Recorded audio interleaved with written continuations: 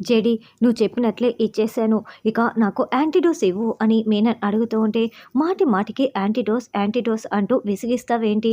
నేను చెప్పిన దగ్గరికి వెళ్ళు అని జేడీ మళ్ళీ చెప్పడంతో ఈసారి మీనన్ ప్రొఫెసర్ దగ్గరికి వెళ్తాడు. ఇక జేడీ చెప్పినట్లుగా నీ 20 ఏండ్ల కలని నేను నాశనం చేసినందుకు నన్ను క్షమించండి అని ఆయన కాళ్ళు పట్టుకొని క్షమించమని అడిగి డబ్బుల్ని ఇస్తాడు. సరే జేడీ నువ్వు చెప్పినట్లు చేసేశాను కదా! ఇక యాంటీడోస్ ఇస్తావా లేదా అని మీనన్ అరుస్తూ ఉంటే, ఏంటి మీనన్ అరుస్తున్నావు? అట్లయితే ఫోన్ కట్ చేస్తానని జేడీ అంటుంది. వద్దు జేడీ వద్దు, నేనేం చేయాలో చెప్పు అని మీనన్ అనడంతో ఇంకా చాలా మందికి ఒక 10-15 మందికి డబ్బులు ఇచ్చి డాక్యుమెంట్స్ ఇవ్వమని చెప్తుంది.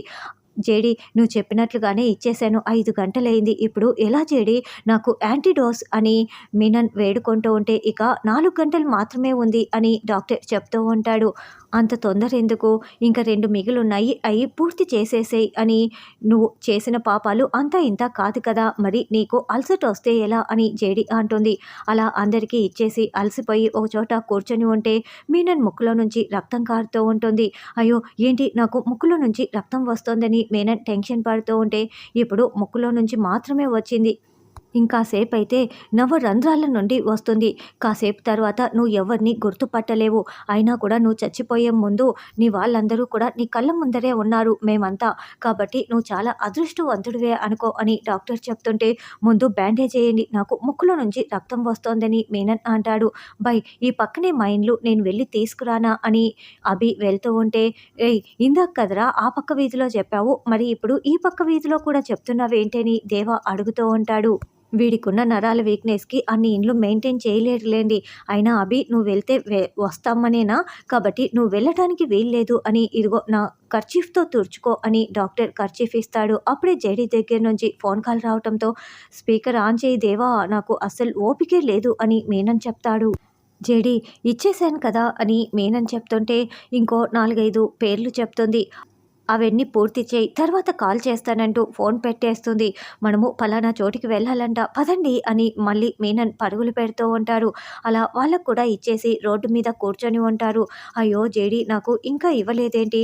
డాక్టర్ నా పరిస్థితి అస్సలు బాగోలేదు అని మీనన్ చెప్తుంటే, ఇక 2 గంటల సమయం మాత్రమే ఉంది అని డాక్టర్ చెప్తాడు. అప్పుడే జేడీ దగ్గర నుంచి ఫోన్ కాల్ వస్తుంది. అయితే ఈ మధ్యలో అభి మెల్లగా అక్కడి నుంచి పారిపోతాడు.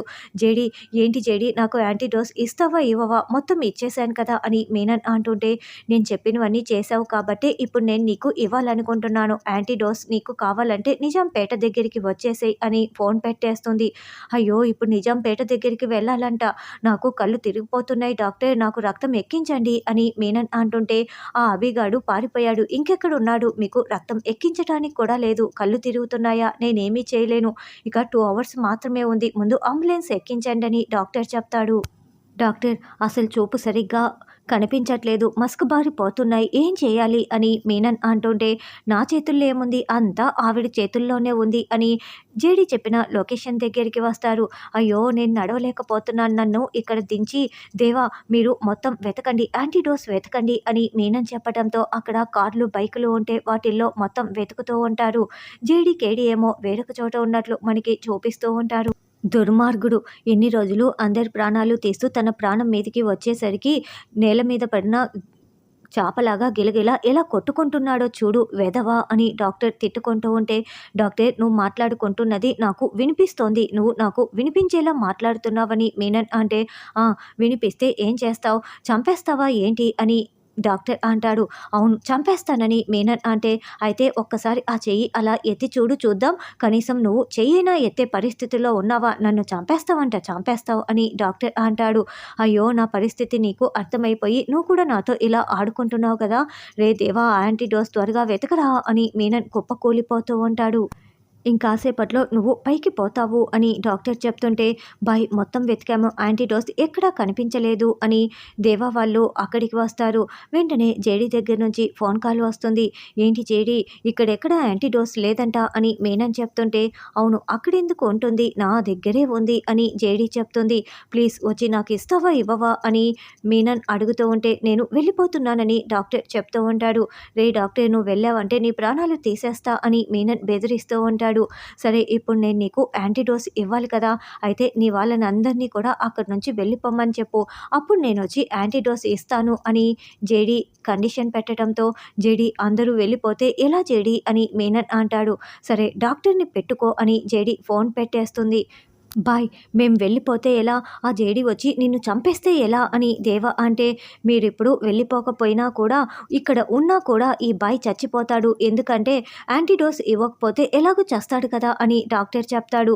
రే దేవా ముందు వెళ్ళరా, నేను బ్రతకాలిరా అని మీనన్ చెప్పటంతో, అలాగే బాయ్ వెళ్తున్నాం వెళ్తున్నాం అని వాళ్ళు అక్కడి నుంచి వెళ్ళిపోతారు.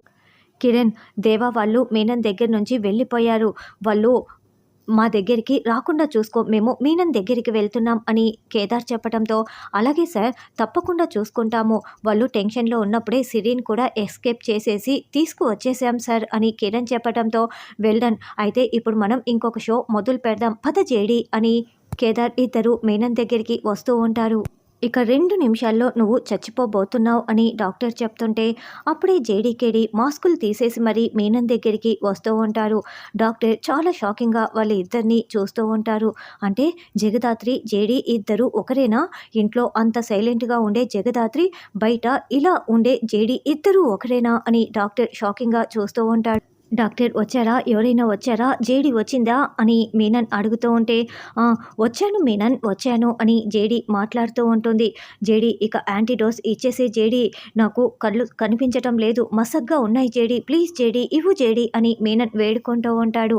డాక్టర్ అయితే చాలా షాకింగ్‌గా చూస్తూ ఉంటే, ఇక జేడీ ఏం మాట్లాడొద్దంటూ సైగ చేస్తూ ఉంటుంది. ఏంటి మీనన్ నీకెందుకంత తొందర? నువ్వు నా మొఖం చూడాలి, నాతో మాట్లాడాలి, నా మాస్క్ వెనకున్న మొఖం ఎప్పుడో ఒకసారి చూసే తీరుతాను అని మాట్లాడుతూ ఉంటావు కదా! ఇప్పుడు నేను నీకు అడుగు దూరంలో ఉన్నాను. నీ ముందే కూర్చొని ఉన్నాను అని జేడీ చాలా స్టైల్‌గా కింద కుప్పకూలిపోయిన మీనన్ ముందు కూర్చొని మాట్లాడుతూ ఉంటుంది. చూడు, మాస్క్ వెనకున్న ఈ మొఖాన్ని చూడు మీనన్. ఏంటి చూడలేకపోతున్నావా? చూస్తానని చెప్పావు కదా! తల ఎత్తి చూడు మీనన్ అని జేడీ మాట్లాడుతూ ఉంటే, వాడు చూసినా కూడా ఏం చేస్తారులే జేడీ, వాడి వల్ల ఏమీ కాదు అని కేడీ చెప్తూ ఉంటాడు. జేడీ ప్లీజ్ ముందు నాకు ఇస్తావా ఇవ్వవా?